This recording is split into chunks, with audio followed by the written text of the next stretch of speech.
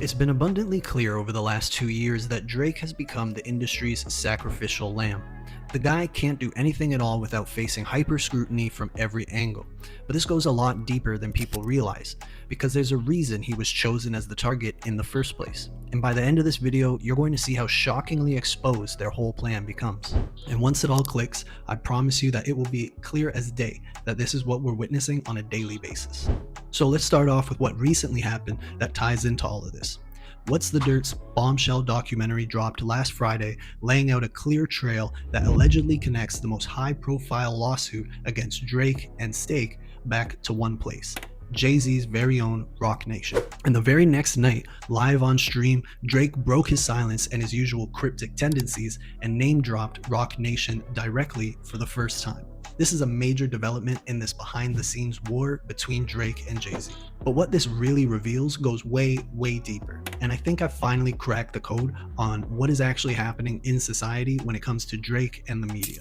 For over a decade, the most successful rapper alive has been blamed for everything wrong in rap. Every controversy, every decline, every disappointment in the genre somehow lands at his feet. And I've always felt like there was some deeper pattern underneath all of it, something bigger than the beef, bigger than the hate, and bigger than the industry itself. And while crafting this video, after trying many different approaches and angles, the perfect connection finally clicked right into place. And it came from a French philosopher named René Girard, who mapped out this exact pattern over 50 years ago, and it matches the phenomenon we've been watching in real time to a disturbing degree. It explains the ghostwriting accusations, it explains the Not Like Us campaign, it explains the lawsuits, and it might even explain some of what Dirt's documentary just uncovered. So let's start with what happened this weekend. Drake was on stream this past weekend, and it was a celebration of Stake's 9th birthday. The timing could not have been better that What's the Dirt's explosive expose on Roc Nation dropped. The documentary detailed many connections that Dirt and OVO Docket discovered, tying the law firm and the case itself back to Roc Nation. Now, among the findings include the law firm backing the plaintiffs had helped Roc Nation affiliated company reform alliance with events in the past. The plaintiffs had highly unusual connections for what is supposed to be a random class action lawsuit, and also that Jay-Z would have a clear motive for going after Drake and Stake because of his partnership with Fanatics. The documentary even directly showcased that Fanatics is a part of a coalition trying to get Stake shut down, running ads featuring Drake that essentially claim Stake promotes gambling to kids. Now, the video has a massive buzz and is being discussed all over the timeline. Even Ice from the Joe Budden podcast was giving it some love. And so that's surprising, because considering that most of the time anything supporting Drake gets brushed off as fan conspiracy, but this time there was a clear difference. This time it was impossible for people to simply disregard the details.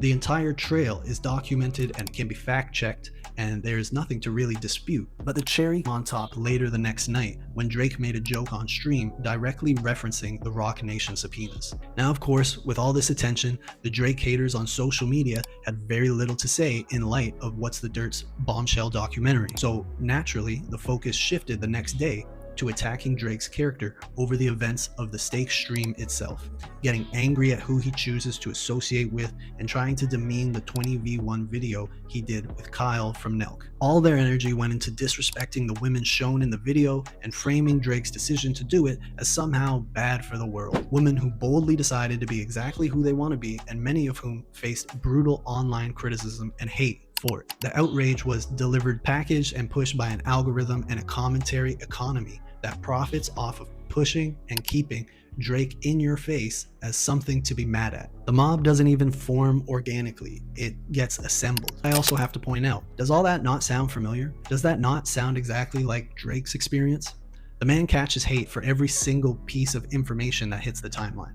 A picture he posts, a caption, something he says or does, and of course, all the music that he literally pours his soul into gets ruthlessly criticized by people online. So obviously he can relate to these women who have been attacked their entire public lives. And you can sit there on the other side of your screen and judge him and judge these women for their life choices, but at the end of the day, they're all just human beings who are simply living their lives, none of them hurting anyone, and yet they all receive just constant hate on social media, and it's just nonstop. Do I agree with every decision they've made in their lives? No, of course not. but I'm not going to sit here and throw negativity and hate towards them and try to criticize them for living their lives the way that they choose to without directly really harming anybody in the process. And obviously this all ties back to Drake, who might be the biggest scapegoat in the world right now.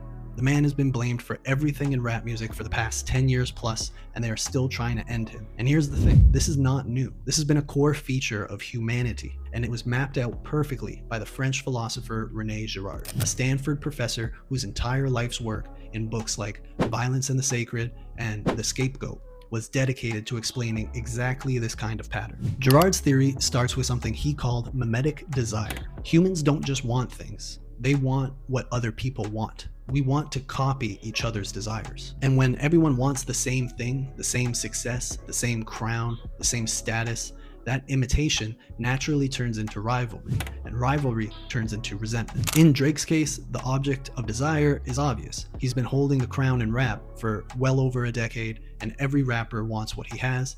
Every fan base wants their guy to have what he has.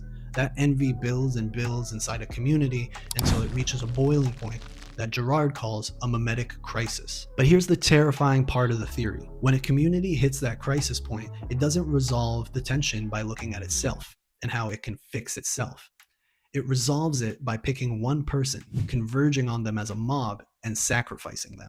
All of the community's frustrations, its disappointments in itself, its anxieties about its own decline, all of it gets loaded onto one figure. Destroy that one figure and the community feels cleansed. That's the scapegoat mechanism. And notice what that means for rap. Everybody's disappointment, whether it's a rapper disappointed he never reached those heights, or a fan disappointed in the state of the genre itself, or the state of their current favorite artist, all of it gets projected onto the guy at the top. He becomes the sacrifice that's supposed to purge everyone of their own burdens. And Girard didn't just theorize this loosely. In The Scapegoat, he laid out 4 specific markers, what he called the stereotypes of persecution, that show up in scapegoating events across all of human history. And now watch how clearly they map onto what happened to Drake. 1. There's this crisis in the community. Check. Rap has spent years in anxiety about its own decline. Streaming era authenticity debates. Hip-hop is dying discourse has been more prevalent than ever. The genre losing its grip on the charts with new stars being few and far between. And then number 2, the victim is accused of the most monstrous crimes imaginable. The kind of accusations designed not to be proven, but to mark the target as inhuman, as something the community is justified in destroying. Girard specifically notes these accusations are usually taboo violations, the worst things a society can conceive of. I don't even need to spell out how directly that applies to Drake and the accusations that were thrown at him over the past few years with zero evidence. 3. The victim bears what Girard calls the marks of difference. The scapegoat is always someone who is inside the community, but never fully of it. It's an outsider close enough to blame. Drake is in rap, very clearly, but he's Canadian. He's biracial. He's a former child actor. He has spent his entire career being told he's not authentic, not really one of us. And what was the title of the defamation anthem of 2024? Not Like Us. They literally named the sacrifice after Girard's 3rd stereotype. It's the textbook branding of the outsider, telling the world this man is different. He is not one of the society, and therefore the violence against him is justified. 4. The collective violence itself, carried out with total unanimity. The mechanism only works if everyone joins in. There needs to be unity amongst the mob, because everyone joining in is what convinces the mob that it must be justice and not persecution. That's what the Super Bowl was. That's what the Grammys sweep was. Girard even writes that after the sacrifice, the community celebrates and ritualizes the event, because the destruction of the scapegoat brings them a feeling of peace and togetherness. Now, tens of thousands of people joyfully singing an accusation in unison at the biggest televised event in America? That's about as literal as ritual celebration gets. And this is where the language people used stops being a coincidence. Kendrick saying, "Watch the party die," describing cleansing the culture by eliminating people. Radio hosts like Ebro calling Drake a disease the body has to purge, referencing intense psychedelics to kill his ego. Think about what that's actually asking for, to kill his identity, kill his personhood. Girard would tell you this is exactly what sacrifice language sounds like, because the mob never says, "We envy him." The mob always says, "He is a poison, and removing him will heal us." We've seen this cycle run on Drake his entire career. First, they tried to rip away his success with the ghostwriting claims, and he survived by dismantling Meek in the beef and dropping his biggest album ever with views. Then they attacked his blackness and his character over not immediately telling the world he might have a son, and he answered with one of the biggest rap runs in history in 2018. Then came a truly deranged wave, hordes of online trolls trying to blame him for XXXTentacion's death, dragging him into legal proceedings that a judge immediately shut down. Every time the sacrifice fails, the mob regroups and finds a new accusation. Girard would tell you that's exactly how it works, because the accusation was never the point. The sacrifice is the point. The accusation is just the excuse to get there. Which brings us to now, because after surviving being branded the worst thing imaginable on a world stage, he is somehow still under attack. And the mob has simply pivoted to a new credibility to try and strip: the numbers. These lawsuits trying to pin botting allegations on him are an attempt to delegitimize his dominance in the streaming era itself. But the reality is clear, as shown in What's the Dirt's video. Drake is under very targeted attacks from parties with opposing business interests, and you can see the narrative machine working in real time. The haters' current line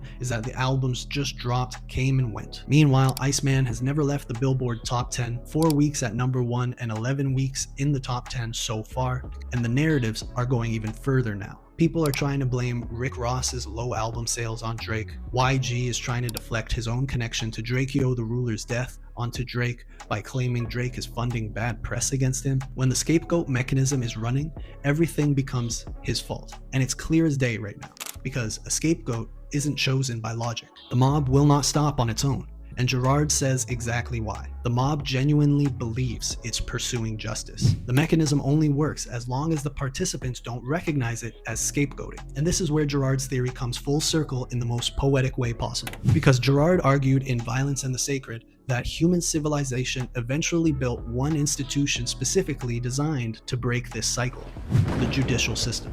Courts exist to take vengeance out of the hands of the mob, to replace collective sacrifice with rational process, evidence, and individual accountability. The legal system, in Girard's words, is society's substitute for the sacrificial mechanism. And that is exactly why the route Drake took after the insane inflation of Not Like Us by UMG was a smart decision. He didn't sue a rapper, he sued his label. He attacked the mechanism, the corporate machine that took the accusations and spread them around the world. And he took it to the one arena Girard says was built to stop exactly this kind of collective persecution. Whether it was intentional or not, Drake responded to a textbook Girardian sacrifice with a textbook Girardian remedy. And here's where Girard's theory and Dirt's documentary collide, because Girard says the mob feels spontaneous.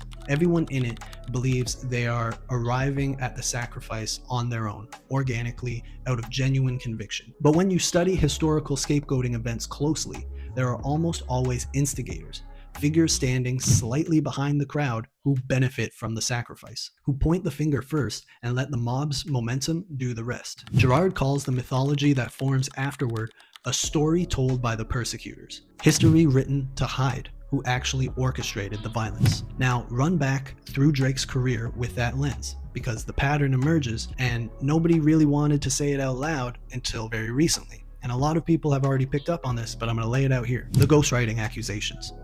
Who was Meek Mill signed to for management when he lit that match? Roc Nation. The Story of Adidon.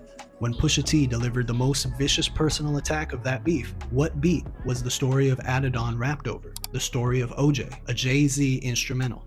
Jay's voice is basically a ghost in the room on that song that was designed to destroy Drake. And then we have the Not Like Us campaign, when the sacrifice reached its world stage peak at the Super Bowl. Who produces the halftime show through their NFL partnership? Again, Roc Nation. Jay-Z personally selects the performer, and he chose Kendrick in the middle of the beef with full knowledge of exactly what song he would be performing to 100 million plus people. These separate sacrificial attempts spanning over a decade, and the same enterprise is standing somewhere in frame for every single one. And now with Dirt's documentary and the alleged connections extending into this current era, with the trail tying the lawsuit machinery and the Fanatics linked campaign against Stake back to the same enterprise of Roc Nation, it's hard to not recognize the pattern. And the pattern pattern here is that Drake's scapegoating never seems to happen without this particular shadow near it. The mob thought it was organic. The mob always thinks that it's organic. That's the entire trick.